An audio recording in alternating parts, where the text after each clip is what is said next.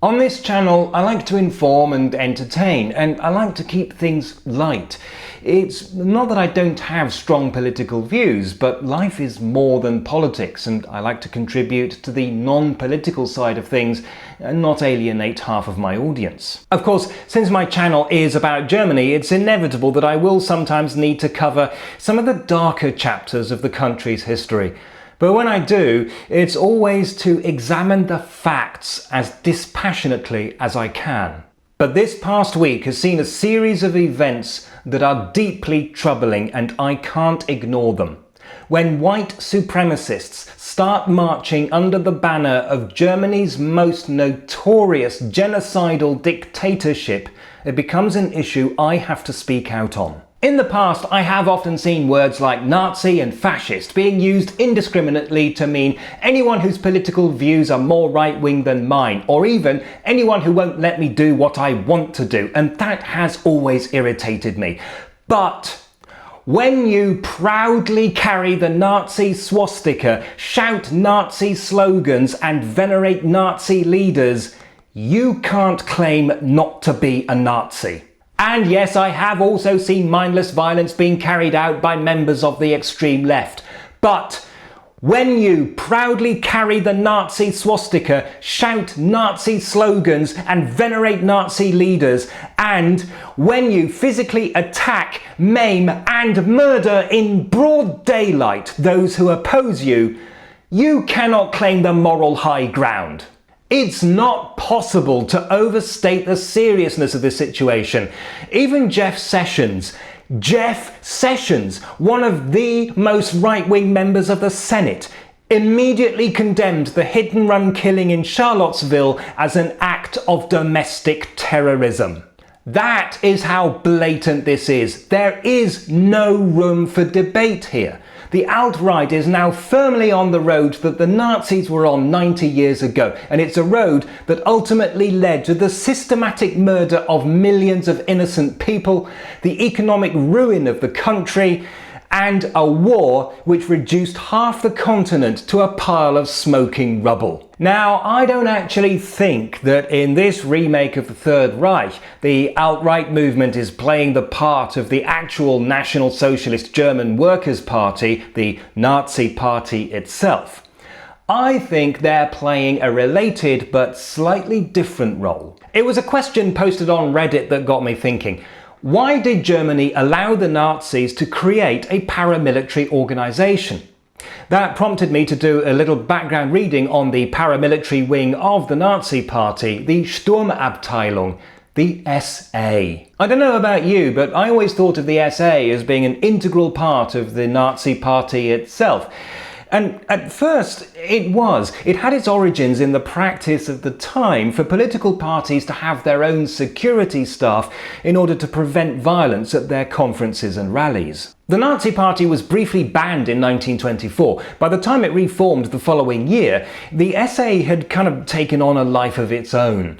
It was used by the Nazi Party and was very useful as a way of terrorizing their political opponents and anyone else they didn't like. But Hitler kept the SA at arm's length and portrayed himself as the only man capable of keeping the SA in check.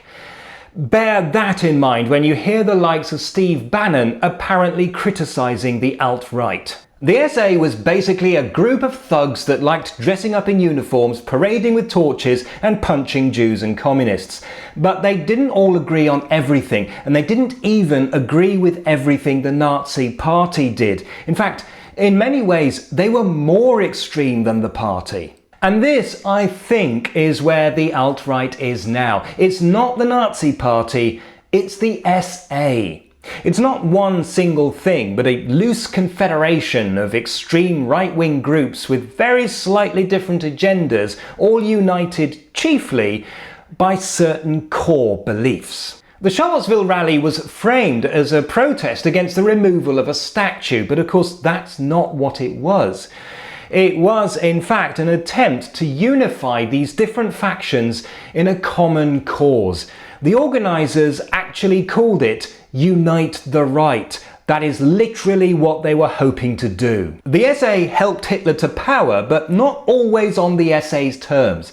And then came the reckoning, because once Hitler had what he wanted, he didn't need Rent a Thug anymore. In fact, with 3 million members, it was actually a threat to him. So the leader of the SA was executed along with up to 200 of his allies, the membership drastically reduced, and the organisation brought under the control of the party. Now, I've never thought of Trump as Hitler.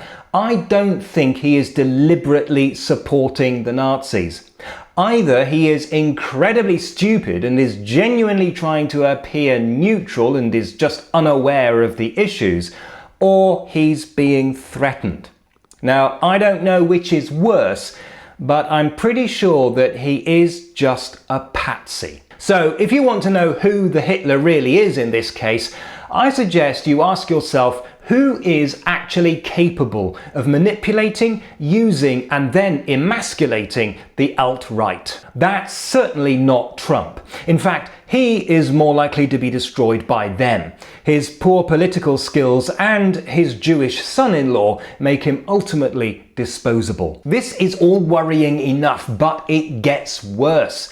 In the past few decades, we have seen an arming of the citizenry and at the same time a militarization of the police. Violent crime is already astoundingly high. The potential for a full-scale civil war is high. There's a precedent for that too.